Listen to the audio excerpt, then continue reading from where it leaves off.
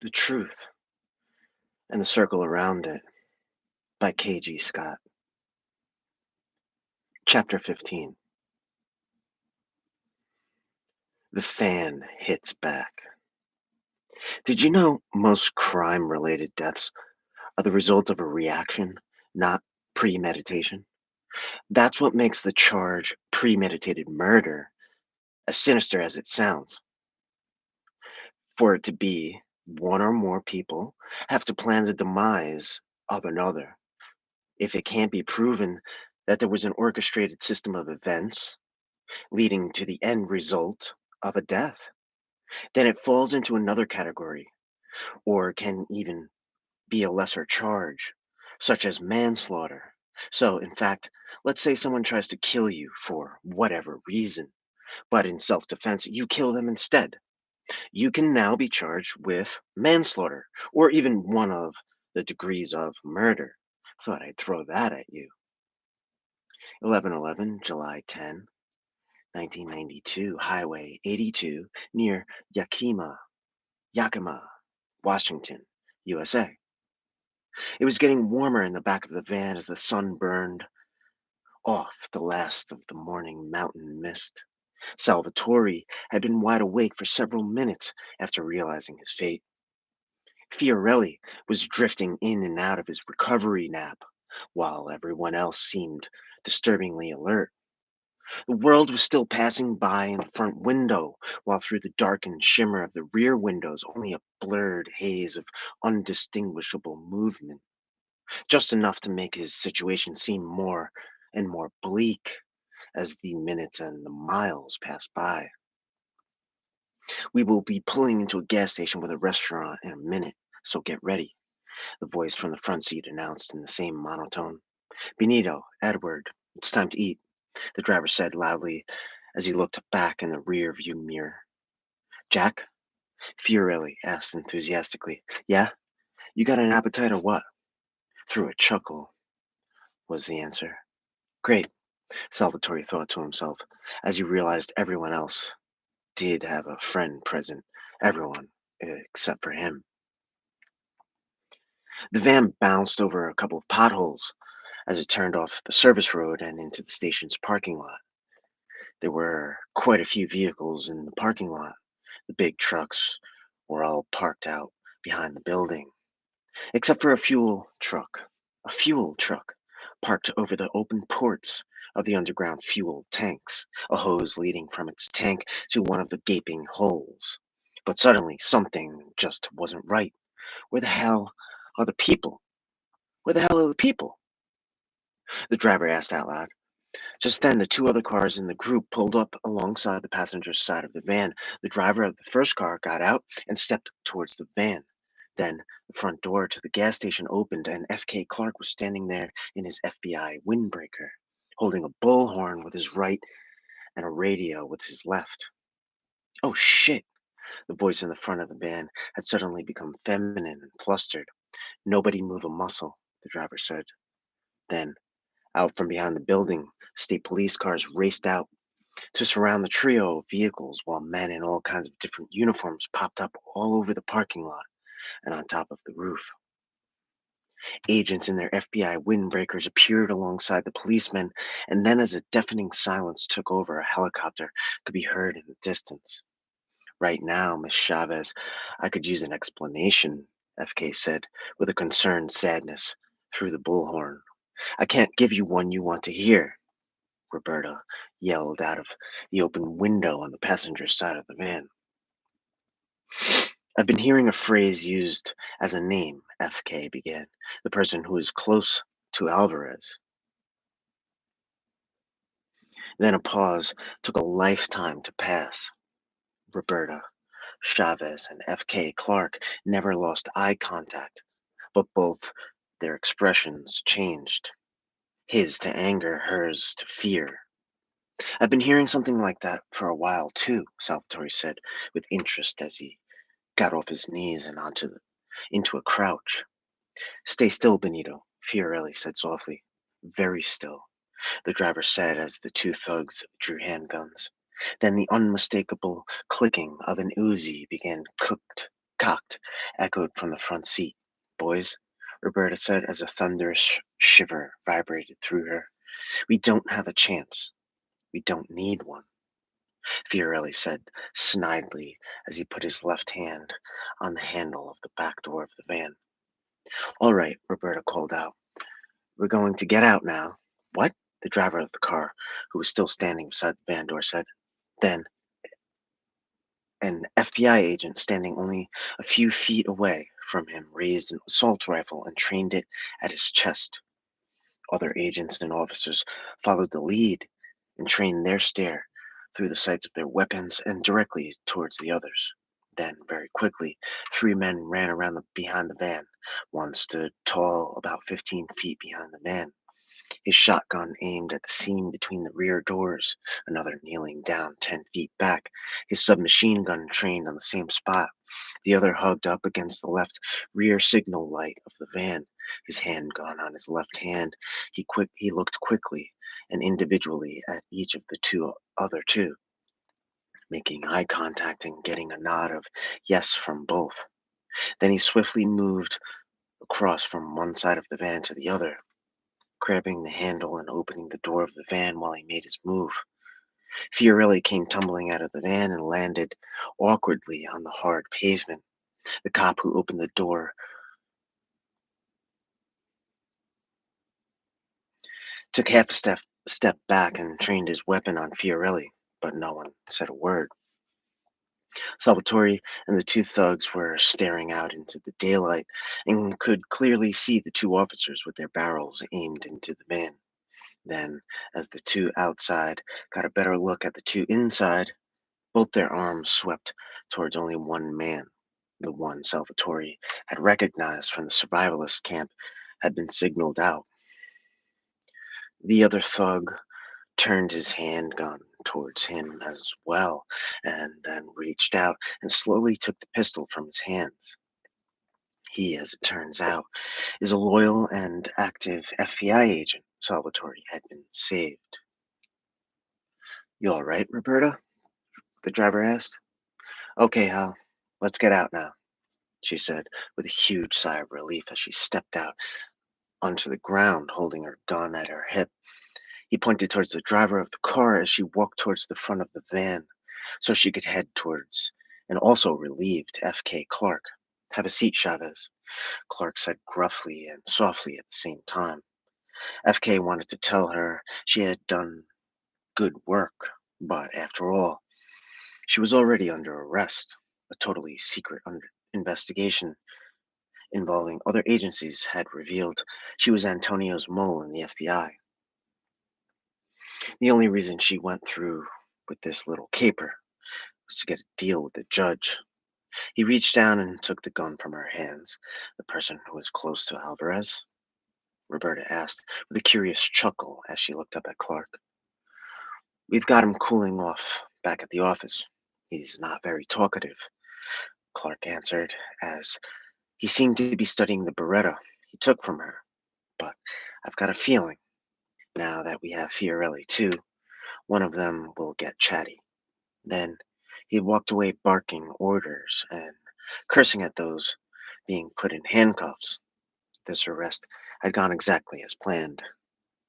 11:32, July 11, 1992, Trans-Canada Highway near Moosomin, Manitoba, Canada. 11 hours, 4 fuel stops, and only about five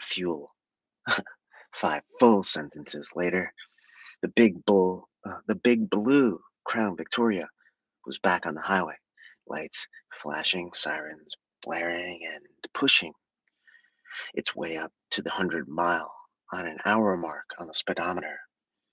All four men, still with little to say to each other, were filling their faces with the packaged sandwiches and junk food they had grabbed at the Esso station, the tiny town of Moosomin disappearing in the rearview mirror. It would be only a very few minutes before they crossed the Manitoba border and were in the same province as Alvarez. I hope that prick can feel us coming, Kevin said between belches as his guts fought back against the spicy chicken sandwich he had washed down with a Coke Classic.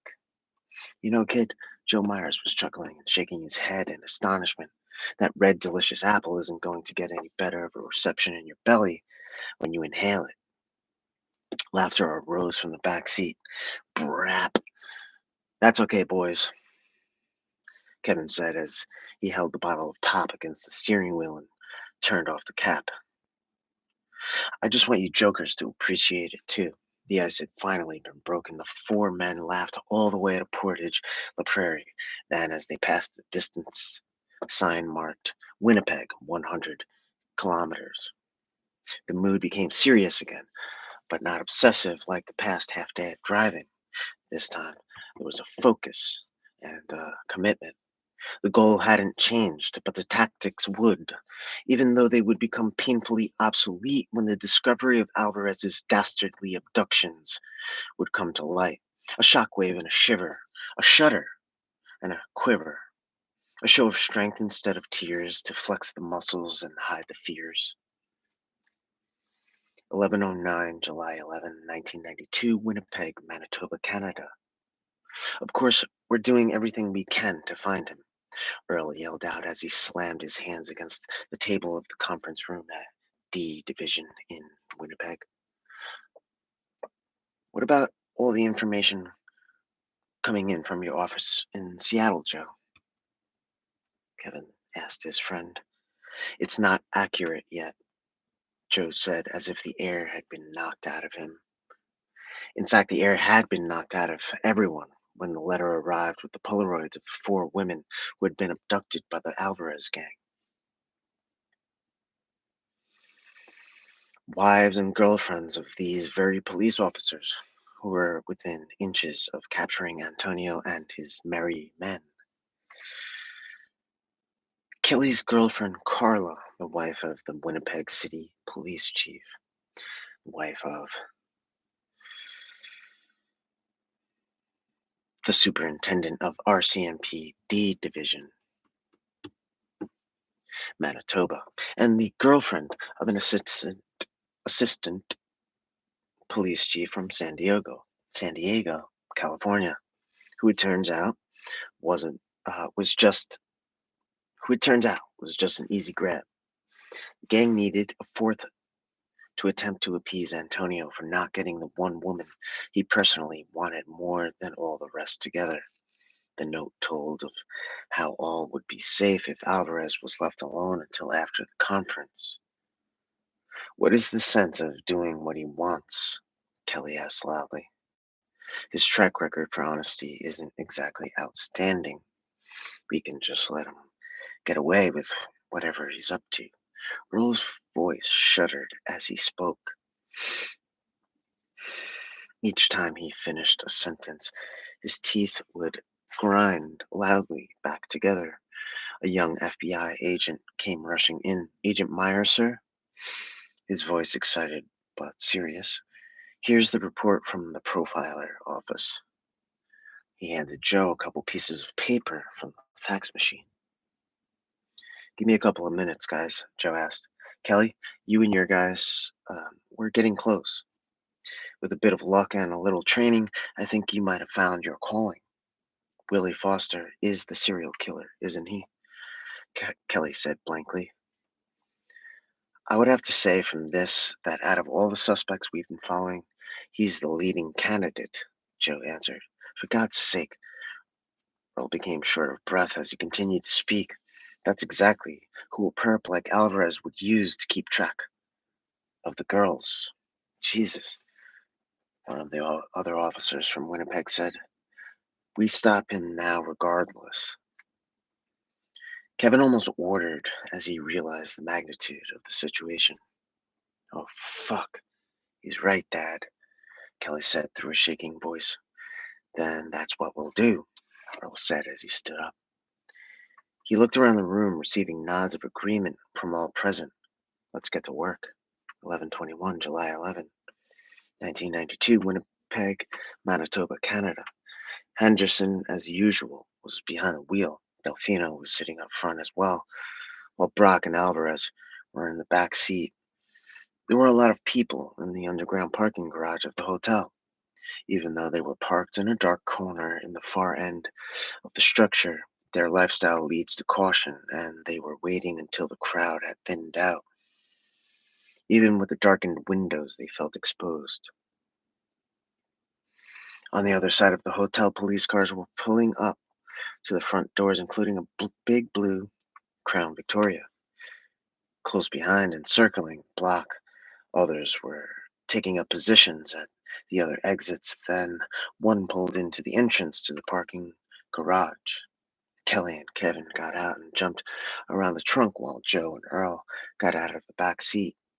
As Kevin opened the trunk and began to reach inside.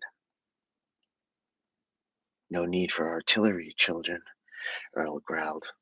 "Fuck you, children," Kelly barked. "Look around, Dad. If you're concerned about scaring people, there's 100 uniformed cops running in the doors in front of us. I think the surprise has been spoiled." "The kid's right, Earl," Joe agreed. "All right," Earl said through clenched teeth. "But you talk to me like that again, Sonny, and I'll smack you." "Here," Kevin yelled. "4 cops, 4 shotguns. Each belt has 20 shells. Just give me a box," Earl said impatiently. "I hate those fucking belts." "Me too, Whirlwind," Joe said as he gave the cannon a look over. "I like them," Kelly said as he copied Kevin and slung it under his right arm and then around the left side of his neck.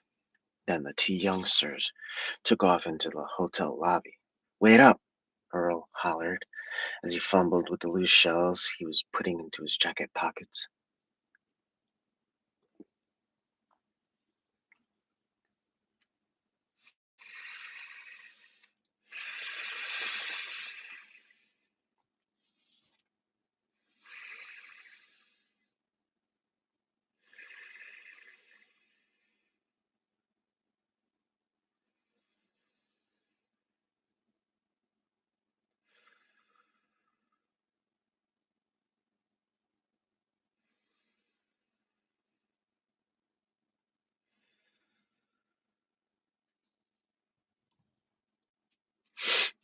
"They won't come back," Joe said, like a curse, as he was doing the same.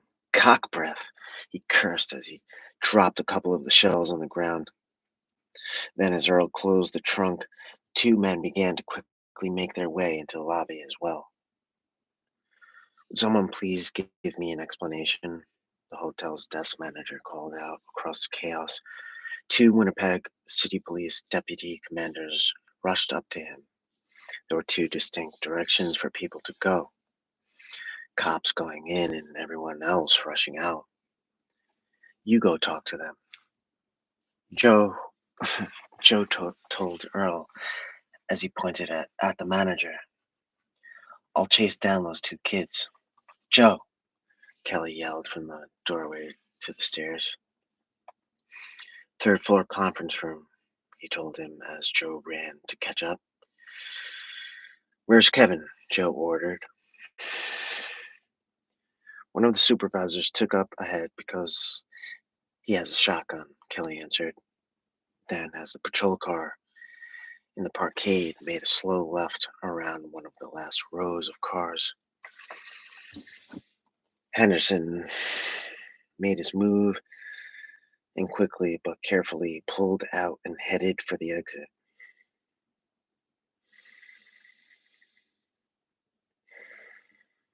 As he quickly pulled out into the street, another cruiser was just pulling up, but not quite in time, and he headed down the street.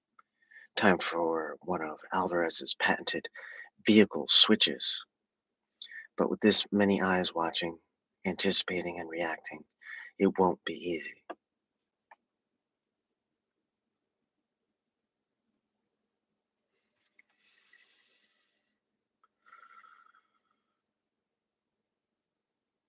To be continued. The Truth and the Circle Around It by K.G.Scott.